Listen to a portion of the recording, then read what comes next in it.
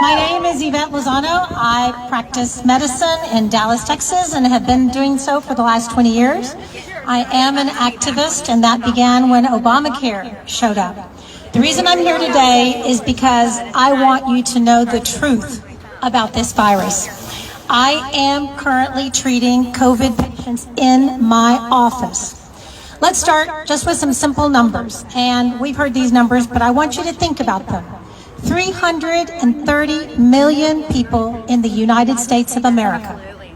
29 million people in the state of Texas. 2 million people in Dallas. 111 dead. Now, when you see those numbers, it kind of shocks you that we could stop society for 111 deaths. Let me explain how they do it. Here is how it is notified to you. 27,000 positive COVID tests. 3,000 recovered. 111 dead. Well, if 3,000 are recovered from 127,000 positive tests, that's 124,000 that have recovered, right? Because we've only got 111 deaths. The things that I'm going to tell you today are from my personal experience in my office. I don't want to bring statistics from other physicians because there's always someone on the left that wants to contradict me. So these are my experiences, patients that have walked into my office, and here's how they present. These patients present with a fever like the fever that you get with malaria. It comes on at night. They have night sweats. These patients present with cough only elicited with deep breath. So they are short of breath. Their lungs are tight, as though you would notice with an asthmatic attack. But most importantly, these patients present in panic. They are afraid. They are anxious. They're actually afraid to get diagnosed. They have been staying at home for days and not coming into the office. Why is that? Well, that's real simple. When they go to the emergency room, they're turned away. If they have a fever, they're sent home and told to quarantine to save the rest of society. During those many precious days when they're sent away and sent home, they infect their family members. And so a lot of my patients are in groups of families, okay? This is not just happening in the emergency rooms. This is happening in doctors' clinics. These doctors that are not opening their practice, that are all of a sudden implementing telemedicine. Let me tell you something. From a physician that's been practicing for 29 years, I can't examine you through a computer screen. We can't Facebook or FaceTime for me to see what's wrong with you. I have to touch you. It's called a physical exam. And this is what I went to medical school, to provide care in the midst of a pandemic, not to hide in my fancy home with my fancy cars and my family. Okay, now, let's go a little step further. Let's talk about treatment, okay? You would think that I would get some kind of guidance from the American Medical Association, the Texas Medical Association, the Dallas County Medical Association. Well, I was on a live telecast, and here's what I heard from the Texas Medical Association. We need to increase visas to bring in foreign medical doctors to help us take care of COVID patients. Really? Are you kidding me? Now, the things that I tell you are personal experience. I was on that call. Needless to say, that was my last call, right? Okay, so where and how did I learn how to treat COVID patients? Well, I'm going to tell you. I learned it from the President of the United States, Donald Trump. So, when this pandemic started, President Trump was giving daily interviews to the media. And he came across, because you realize as President of the United States, he's dealing with heads of states of other countries. And he came across a treatment protocol that had been successful in France. Yes, one doctor had treated 29 patients and every single patient had survived. And every single patient had improved. And President Trump thought that that was newsworthy. God forbid he share that with doctors. We didn't receive any advance from the local medical agencies that we all pony up our money to belong to and become members of.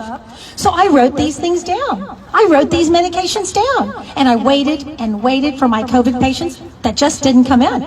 Because you see, they were going to hospitals and emergency rooms, and they were going to employee clinics looking for treatment, and they were being sent home and told to quarantine for 14 days. Don't come out. Protect the community. Well, what about them? What about their health? So they started slipping through the cracks and calling me. Are you open? Hell yes. Can I come in? Absolutely. That's what I make the big bucks on. And as they came in, I implemented the only thing that I had heard that had worked in other countries, countries that had been inflicted with this virus before we even knew its name. And so I wrote a prescription, and I sent them home. And I added a little bit to the protocol that President Trump gave, as I'm a physician, and it's called the practice of medicine. So I gave them a couple of shots, yes, antibiotic shots in the butt. Not one single one denied them. And guess what I found? To my surprise, the very next day, they were all amazingly better. I was actually surprised. Within 24 hours, the patient was completely symptom-free. And here's the take-home message for all of you. It's called hydroxychloroquine.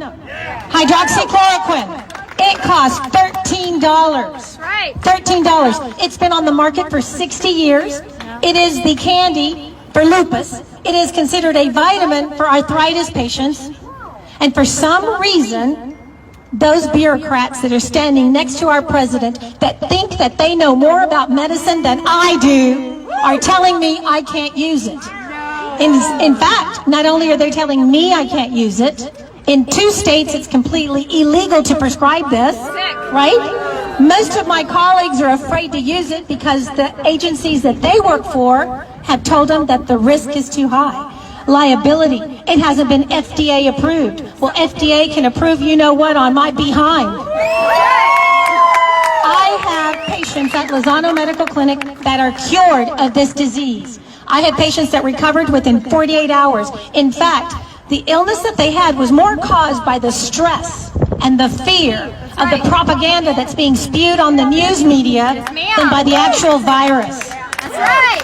Okay, now I'm going to shock you a little bit more. After my first or second or third script to the pharmacy, which again, readily available, $15 for hydroxychloroquine, $15 for Zithromax, I got a phone call from the pharmacist. He wanted to talk to me. He wanted me to tell him what the diagnosis was for my patient number 1 and what was the diagnosis for patient B and patient C. And I very quickly told him that I did not have to give him that information. Remember HIPAA? Wait a minute, it gets worse. Here's what the pharmacist told me. I'm not going to prescribe this. I'm not going to fill it. I'm not going to dispense it without a diagnosis. I told him, this is privileged information between me and the patient. Your job is to put the pills in the bottle. That's right. Here's what I found out. Remember we talked about the freedoms and the liberties that we're losing without you and me even knowing that we're losing them? Okay, here it goes, guys. Every time you go to the pharmacy board has stated that those 2 prescriptions, starting in early March, will not be dispensed by a pharmacist unless it comes with a diagnosis. Now, I have fought with them. I have yelled at them. I've slammed the phone at them. I've called political leaders such as Senator Bob Hall to fight the pharmacy board with me. We have made, Bob Hall, we have made progress, but to no avail. If I do not give a diagnosis, this medication that is life-saving, in my opinion, will not be dispensed by the pharmacist. His hands are tied. Now, gets even a little worse than that, because I figured out how to get around that. And I'll tell my fellow physicians, you want to prescribe hydroxychloroquine? Patient has hypertension. You want to prescribe hydroxychloroquine? All they want is a diagnosis. How about diabetes? You want to prescribe hydroxychloroquine? Hey, let's do cholesterol, right? There we go. And trust me, I've been on the phone with the pharmacy board. I've left messages. So that's how I'm going to do it, because I swore to protect the identity and confidentiality of my patients. And I will continue to do that. Now, I think when we do things that are incorrect, we need to be thrown under the bus. So here's the latest from the medical field, okay? If you have a prescription for hydroxychloroquine, and you happen to want to fill this at Walgreens, and yes, I want Walgreens and their administrators and administrative offices to hear me, they have instructed their pharmacists to give you a friendly call and to let you know they more than welcome to come in through the drive-through. You're not welcome to come into their stores. If you're taking a prescription for hydroxychloroquine, they're going to personally call you and tell you that they want you to come through the driveway.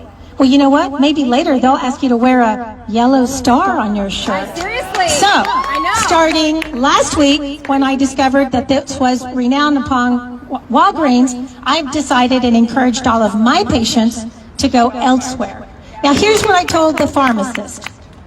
I am from the time of AIDS. A general surgeon by training. When we went into the operating room, we didn't have a good test for HIV. So all of us assumed that every single patient on that surgical table was infected with HIV, and we protected ourselves appropriately. I don't believe that we need to discriminate because patients have contacted this virus, which, as was stated, is 98% treatable with no medication. 98% of people recover. For those 2% that are sick, the President of the United States has given us a phenomenal protocol that I'm telling you, in my patient population, between the ages of 30 and 55 are responding phenomenally, okay? So here's how we're going to treat our COVID patients. I'm going to treat every patient walking into the office as though he has COVID. But I'm not going to make him feel like he's a leopard or has leprosy. And I'm definitely not going to discriminate with him. I'm going to calm him down. I'm going to reassure him that there's treatment protocols out there. Now my question is, why is the media not doing the same? Why is the media blocking every single post that I make on Facebook in regards to this medication? And where are our politicians that are supposed to be our freedom fighters? I want to hear them yelling it from the mountaintops. And so I am here today to thank you for the opportunity to speak with you, to reassure you that it is not dangerous or scary to go to a restaurant, to go get your hair done, to go shopping. Our immune systems are improved through exposure to sunlight, through gathering, because we are in up moods. Reach out to your physicians. Tell them that you're not scared. Tell them to open their doors. Tell them you don't want to see their assistants. You want to see them.